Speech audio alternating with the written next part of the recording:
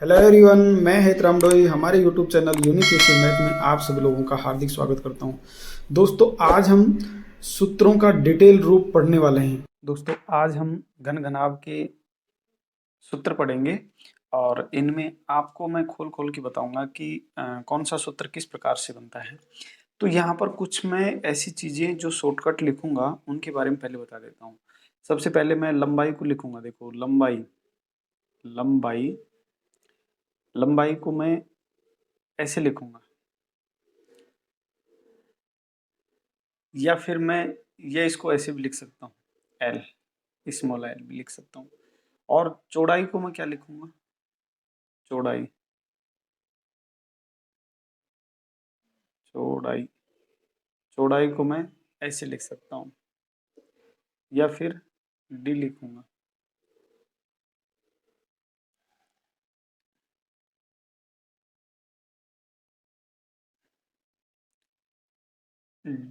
B.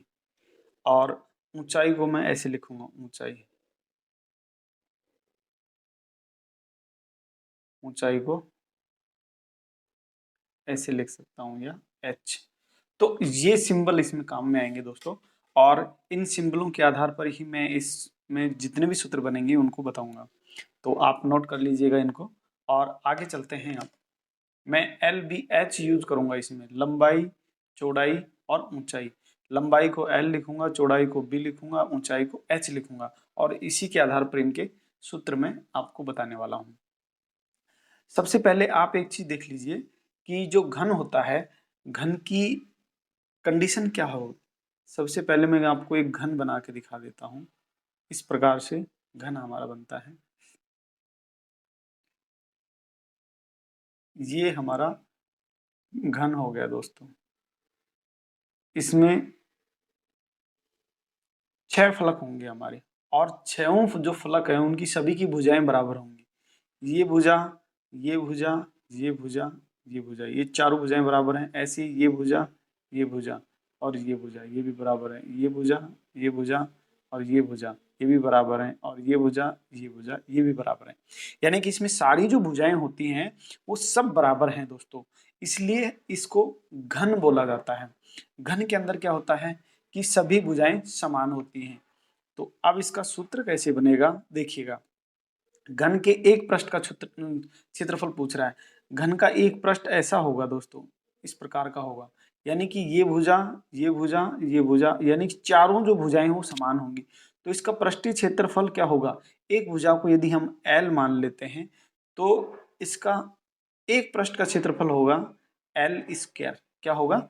L square. ठीक है दोस्तों, तो एल स्क्वायर इसका सूत्र हो जाएगा। हिंदी में लिखें तो इसको भुजा का स्क्वायर क्या बोलते हैं? भुजा का वर्ग, ऐसे भी लिख सकते हैं हम। अब हम संपूर्ण पृष्ठीय क्षेत्रफल, संपूर्ण पृष्ठीय क्षेत्रफल का मतलब क्या है कि सारे घन का क्षेत्रफल, यानी कि जो हमने ये बनाया था घन, इसके जितने पृष्ठ हैं उनका सभी का क्षेत्रफल, इसको हम क्या बोलते हैं? संपूर्ण पृष्ठीय क्षेत्रफल। तो संपूर्ण पृष्ठीय क्षेत्रफल क्या हो जाएगा इसका? संपूर्ण पृष्ठीय क्षेत्रफल हो जाएगा इसका, 6 फलक हैं इसमें। हमने देखा कितने फलक हैं इसमें? 6 फलक हैं। तो 6 गुणा भुजा का स्क्वायर क्या हो जाएगा? 6 गुणा भुजा का स्क्वायर, या 6 गुणा एल का स्क्वायर, ये हो जाएगा। ठीक है।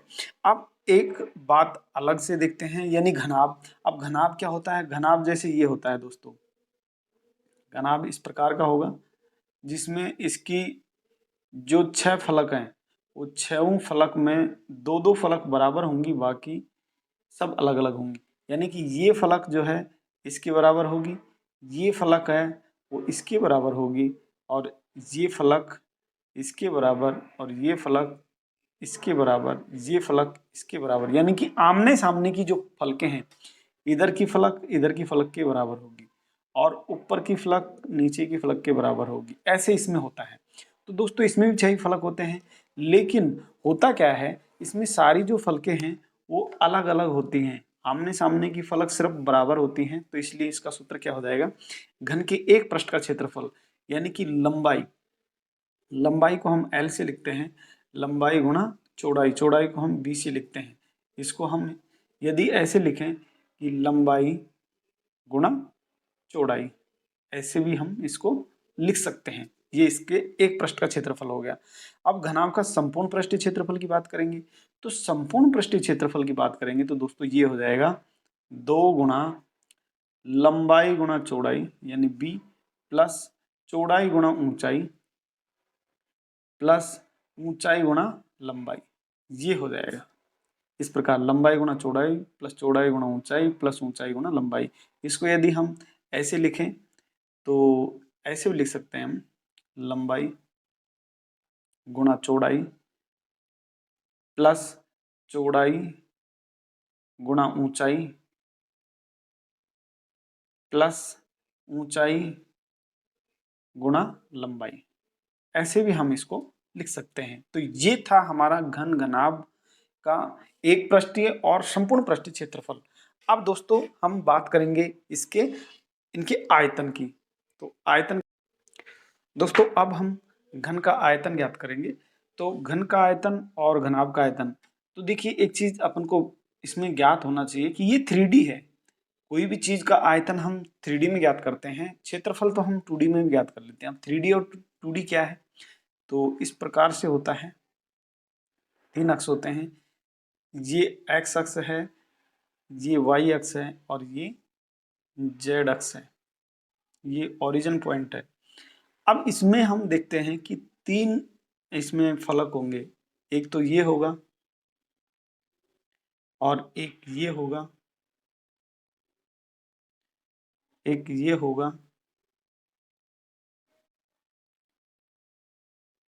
इस प्रकार से हम इसमें ये बनाते हैं। तो 3 फलक जो होंगे हमारे इसमें इस प्रकार से होंगे, ठीक है। ये है हमारा 3D। अब 3D में हम इसका आयतन कैसे निकालते हैं दोस्तों, इसका सिंपल है आयतन। घन का आयतन होता है भुजा गुणा भुजा, भुजा गुणा भुजा गुणा भुजा, ये है। और घनाभ का आयतन है, क्योंकि इसकी भुजा सभी भुजा समान है इसलिए इसका आयतन हो जाएगा भुजा गुणा भुजा, या इसको हम ऐसे भी लिख सकते हैं भुजा का क्यूब, भुजा का क्यूब लिख सकते हैं। घनाभ का आयतन होता है लंबाई गुणा चौड़ाई गुणा ऊंचाई, ऐसे इसका आयतन हो जाएगा। ये इसका आयतन है, ठीक है। तो दोस्तों इसके आयतन के बहुत अच्छे और बहुत ही सरल सूत्र हैं जो आप आसानी से ज्ञात कर सकते हैं, और ये जो चीजें हैं ये आपके हर एग्जाम में काम आने वाली हैं दोस्तों। दोस्तों बेलन के सूत्र इस प्रकार से हैं, देखिए मान लो बेलन की त्रिज्या r है, ऊंचाई h है, तो बेलन का आयतन हो जाएगा पाई आर स्क्वायर h। बेलन का आयतन क्या हो जाएगा, पाई आर स्क्वायर h। और ये क्या है, घन सेंटीमीटर में होता है, तो इसको हम ऐसे लिख सकते हैं सेंटीमीटर क्यूब, या हिंदी में लिखें तो सेंटीमीटर क्यूब, ऐसे लिख सकते हैं। बेलन की वक्र पृष्ठ का क्षेत्रफल, बेलन की वक्र पृष्ठ का क्षेत्रफल होता है 2 पाई आर एच, 2 पाई आर एच वर्ग सेंटीमीटर, यानी सेंटीमीटर का वर्ग, ऐसे होगा। अब ये तो बेलन की वक्र पृष्ठ का क्षेत्रफल था, और बेलन की संपूर्ण पृष्ठ का क्षेत्रफल, तो वक्र पृष्ठ कौन सा होता है दोस्तों, जैसे ये है बेलन हमारा, बेलन मान लो ये दिया है हमारा, तो इसमें ये जो पृष्ठ नीचे वाला है और ऊपर वाला, इन दो पृष्ठों को हटा दें तो ये इस प्रकार से बचता है, और इस प्रकार से बचता है। तो इसको, ये तो इसका जो है वक्र पृष्ठ जो नीचे का वृत्त वाला भाग है उसकी परिधि है, यानी कि ये 2 पाई आर है और ये इसकी ऊंचाई h है। तो इस प्रकार से ये हो जाएगा 2 पाई आर h, यानी कि किसी भी बेलन को यदि, जैसे ये बेलन है, इस बेलन को यदि हम खोलेंगे तो खोलने के बाद उसकी कुछ लंबाई होगी, कुछ चौड़ाई होगी, इस प्रकार से वो खुलेगा। और इसको यदि हम बेलन के रूप में बनाएंगे तो ये इस प्रकार से बेलन बन जाएगा। अब इसमें दो वृत्त, एक ऊपर है एक नीचे है, इनको छोड़ने के बाद में सिर्फ बेलन का पृष्ठीय क्षेत्रफल बात कर रहे हैं। तो पृष्ठीय क्षेत्रफल तो ये हो जाएगा। अब संपूर्ण पृष्ठीय क्षेत्रफल की बात करते हैं तो पृष्ठीय जो क्षेत्रफल है यानी कि 2πr/h, इसके अंदर हम दो वृत्त, एक नीचे वाला और एक ऊपर वाला, वृत्त का क्षेत्रफल होता है πr²। दो हैं तो दो से गुणा कर देंगे। इस प्रकार से ये हो जाएगा इसका कितना, 2πr, sorry 2πr/h plus 2πr², ये वर्ग सेंटीमीटर होगा दोस्तों। ये इसका संपूर्ण पृष्ठीय क्षेत्रफल है। इस प्रकार से हम बेलन के ये जो सूत्र हैं काम में लेंगे। अब चलते हैं आगे। अब दोस्तों शंकु के सूत्र देखते हैं। शंकु का सूत्र, इसमें शंकु की त्रिज्या r है, ऊंचाई h है और त्रियक ऊंचाई को हम स्मॉल l मानते हैं। तो शंकु का आयतन क्या हो जाएगा, 1/3 πr² h, 1/3 πr² h घन सेंटीमीटर, सेंटीमीटर का घन। ऐसे शंकु की वक्र पृष्ठ का क्षेत्रफल, शंकु की वक्र पृष्ठ का क्षेत्रफल क्या हो जाएगा, πrl, और शंकु के संपूर्ण पृष्ठ का क्षेत्रफल हो जाएगा πrl प्लस πr², क्योंकि जो शंकु होता है वो इस तरह का होता है और इसमें एक जो वृत्तीय पृष्ठ होता है, ये तो इसका वक्र पृष्ठ हो गया और ये इसका वृत्तीय पृष्ठ, तो संपूर्ण पृष्ठीय क्षेत्रफल में ये चीज और जुड़ जाएगी। ठीक है, अब अपन देखते हैं इसका तिर्यक ऊंचाई। तिर्यक ऊंचाई कैसे निकालेंगे, तिर्यक ऊंचाई हम निकालेंगे तो इसका ये सूत्र होगा √r² प्लस h², ये इसकी तिर्यक ऊंचाई होगी। इस प्रकार से शंकु के सूत्र हम निकाल सकते हैं दोस्तों। अब हम गोले का सूत्र के बारे में देखेंगे।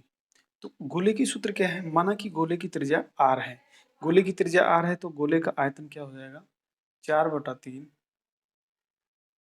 πr³, ये घन सेंटीमीटर होता है।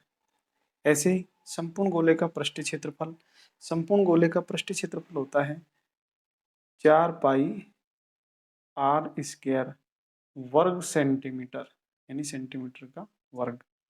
अब अर्धगोले की बात करते हैं तो गोले में से आधा कर दिया तो आयतन कितना हो जाएगा इसका, 2/3 πr³ घन सेंटीमीटर। ठीक, अर्धगोले का पृष्ठीय क्षेत्रफल तो इसका आधा हो जाएगा, लेकिन आधा नहीं होगा, इसमें से एक वृत्त और नीचे बनेगा तो वो और जुड़ जाएगा, तो ये कितना हो जाएगा, 3πr² वर्ग सेंटीमीटर। तो दोस्तों ये थे कुछ सूत्र और ये सूत्रावली आपको बहुत ही ज़्यादा काम आएगी किसी भी एग्जाम के लिए, चाहे वो क्लास 6 का है, 7 का है, 8 का है, 6 से लेकर 10 तक के किसी भी एग्जाम के लिए, चाहे कोई कम्पिटिटिव एग्जाम है, सबके लिए काम में आएगा। और ये सूत्रावली का जो वीडियो है ये आपके लिए बहुत ज़्यादा अच्छा साबित होगा, क्योंकि यदि आप इसको पेपर से पहले देखते हो तो आपकी रिवीजन के लिए बहुत ज़्यादा इंपॉर्टेंट रहेगा। तो कैसा लगा वीडियो, वीडियो यदि अच्छा लगा है तो वीडियो को लाइक कीजिए, अपने दोस्तों में शेयर कीजिए और चैनल पर नए हैं तो चैनल को सब्सक्राइब कीजिए, क्योंकि इसी तरह के वीडियो आपको इस चैनल पर टाइम टाइम पर मिलते रहेंगे। मिलते हैं नेक्स्ट वीडियो में, तब तक के लिए bye bye, have a nice day.